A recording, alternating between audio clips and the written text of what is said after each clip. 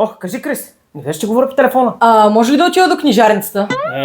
Добре. Айде отивай. Ма чакай малко, бе. Ти тази седмица ходи 5 пъти от тази книжарница. Наистина спешно. Спешно, до книжарницата. Да. Добре, хайде отивай. Мерси. Да, моя.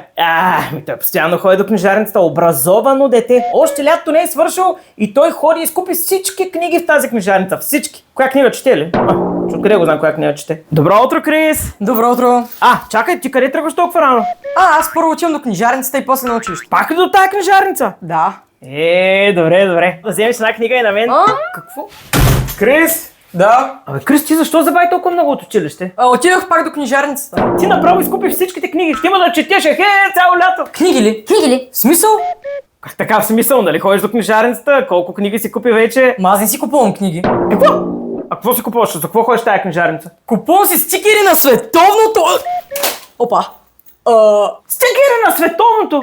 И аз си мисля, той се образува тук гений и стана и изкупи цялата библиотека в тая книжарница. Какви стикери си купуваш за сега 5 години, бе? Ма те са много тренд. Ти не ги ли знаеш? Тренд, искаш да си тренд, така ли? Сега като искаш толкова си тренд, си докарай веднага лаптопа тука. И си Стига видиш какво е да си тренд. Поне една книга купи ли си? Може да се каже. В смисъл? Взех си албума на световното. Той е като книга. Майко, буба. Докарай си лаптопа веднага! Добре.